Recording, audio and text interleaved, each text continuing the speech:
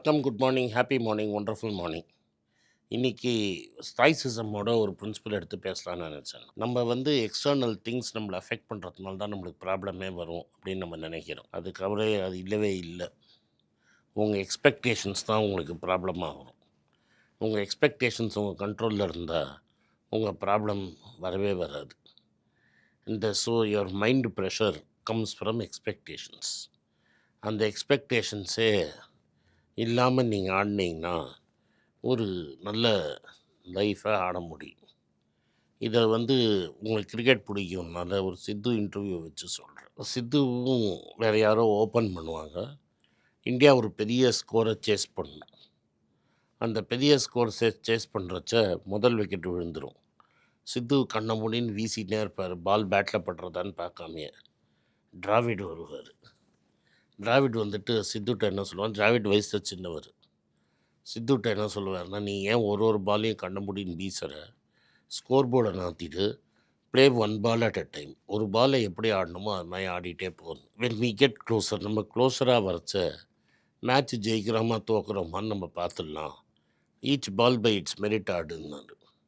சித்து அந்த மேட்ச்சில் ஒரு பெரிய செஞ்சுரி அடிக்கிறாரு. டிராவிட் ஒரு பெரிய ஸ்கோர் அடிக்கிறாரு. அந்த மேட்ச் ஜெயித்தாங்கன்னா தோத்தாங்களான்னு அவர் சொல்லலை. நான் எதுக்கு சொல்ல வரேன்னா, அந்த ஸ்கோர் போர்ட் ப்ரெஷரை எடுத்த உடனே சித்து ஒரு பிளேயர் ட்ரான்ஸ்ஃபார்ம் ஆகிடுறார். நீங்கள் மேட்ச்சை ஜெயிக்கணுங்கிற எக்ஸ்பெக்டேஷனோட சித்து ஆடினதுனால தான் அப்படி வீசினார்னு அவரோட பொருள்.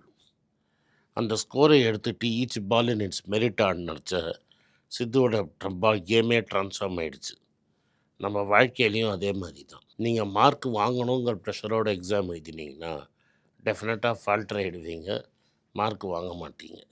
நான் 12th ஹெவி மார்க் வாங்கணும், நான் மார்க் வாங்கினா தான் எனக்கு சீட்டு கிடைக்கும், சீட்டு வாங்கினா தான் என் லைஃபே இருக்கும் அப்படின்னு நினச்சிங்கன்னா டெஃபினட்டாக என்ன மாதிரி நீங்களும் தளருவீங்க, மார்க் வாங்க மாட்டீங்க, லைஃபு வீணாக தான் போகும்.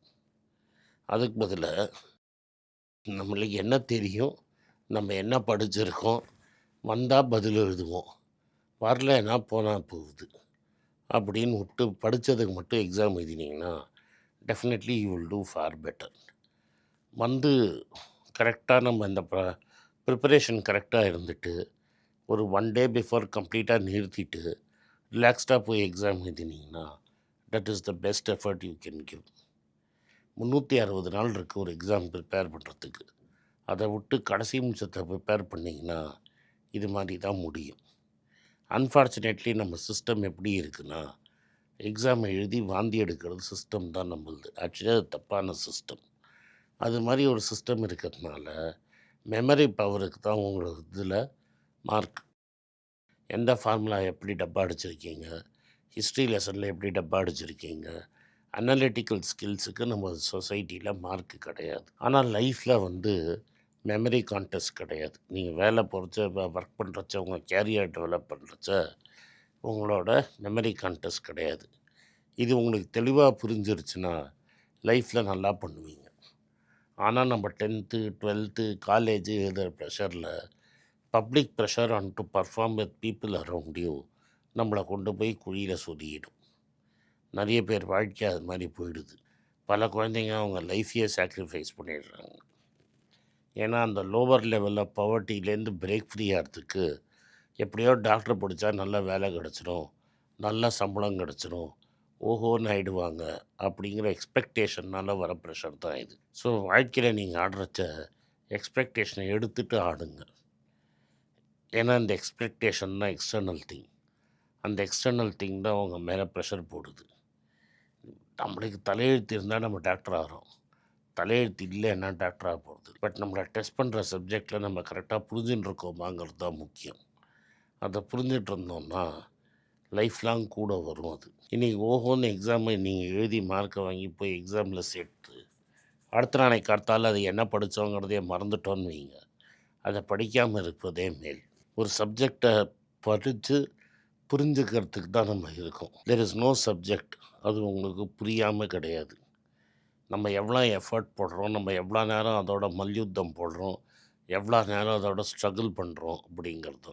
Only problem is we are not willing to struggle with it for a long term. அதை நீங்கள் ஸ்ட்ரகிள் பண்ண பண்ண பண்ண பண்ண what was extremely difficult will become easier. when it becomes easier உங்களோட மென்டல் எனர்ஜி அது போடுறதுக்கும் கம்மியாயிடும். இதுக்கு என்னென்னா ரிப்பீட்டட் ப்ராக்டிஸ் தான்.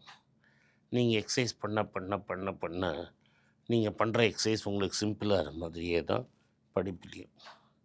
அதே ப்ராப்ளம் 10 வாட்டி போட்டிங்கன்னா பெட்டராகும். பட் ஒரு ரொம்ப எக்ஸ்ட்ராடினரியாக இருக்கிற பையன் 2 வாட்டி போட்டாலே அவன் ஞாபகம் வச்சுப்பான்.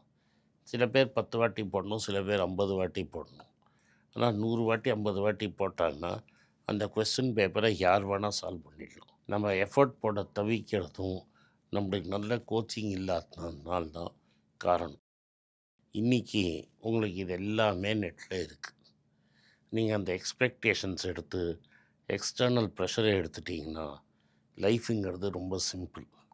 நீங்கள் 12th என்ன மார்க் வாங்கினேன், எந்த காலேஜில் டிகிரி வாங்கினேன், எந்த இடத்துல என்னத்தை கற்றுக்கிட்டேன், யாருமே நான் கேட்டது கிடையாது. நான் சொல்கிறதுல மீனிங் இருக்கா, நான் சொல்கிறது நடக்கிறதா, இதெல்லாம் தான் பார்க்குறாங்க. இதெல்லாம் நடந்ததுன்னா ஆட்டோமேட்டிக்காக மக்கள் ஒன்ட்ட வர போகிறாங்க. நான் பெரிய டிகிரி வாங்கி, நான் எல்லாத்துலேயும் கோல்டு மெடல் வாங்கி, நான் சொன்னது எதுவுமே நடக்கலைன்னா யாருமே திரும்பி பார்க்க மாட்டாங்க.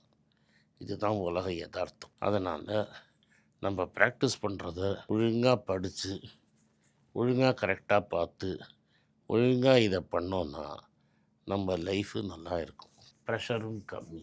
அண்ட் ஒரு வாட்டி ஏதாவது என்ன நீங்கள் வாழ்க்கையில் பண்ணாலும் இதை ஒரு வாட்டி போயிடுச்சுன்னா அடுத்த வாட்டி அதை ட்ரை பண்ணி பாஸ் பண்ணுறதுல ப்ராப்ளமே கிடையாது. இப்போ ரீசெண்டாக வரப்போகிறது எக்ஸாமு. பல பேர் போர்டு எக்ஸாமுக்கு எழுதின்னு இருப்பீங்க. எல்லோரும் ஃபஸ்ட் ரேங்க் வந்துட்டான்னா ஃபஸ்ட் ரேங்க்குக்கு அர்த்தமே கிடையாது. அதனால் ப்ரெஷரை கம்மி பண்ணிக்கங்க. ஒரு மார்க்கோ இல்லை ஒரு வேலையோ இல்லை எதுவுமே உங்களை யாருங்கிற உங்களோட பர்சனல் ஸ்டேட்டஸை லைஃப்பில் அது ஜட்ஜே பண்ணாது. நீங்கள் லைஃப்பில் எவ்வளோ தூரம் கிரைண்ட் பண்ணுறீங்க, எவ்வளோ டிசிப்ளின்டாக இருக்கீங்க, எவ்வளோ கன்சிஸ்டண்ட்டாக இருக்கீங்க அப்படிங்கிறது தான் உங்களை ஜெயிக்கும். நான் ஆனி லெமண்ட் அப்படின்னு ஒரு லேடி இருக்காங்க. அவங்க ஒரு நல்ல புஸ்தகம் எழுதியிருக்காங்க ரைட்டிங் பற்றி. பை பேர்ட் அப்படிங்கிற புஸ்தகம். அவனோட தம்பியோ அண்ணாவோ ஒரு 3000 பேர்ட்ஸை பற்றி எழுதணும், இல்லை 300 பேர்ட்ஸை பற்றி எழுதணுமோ அது ஜாலியாக விட்டுருவான்.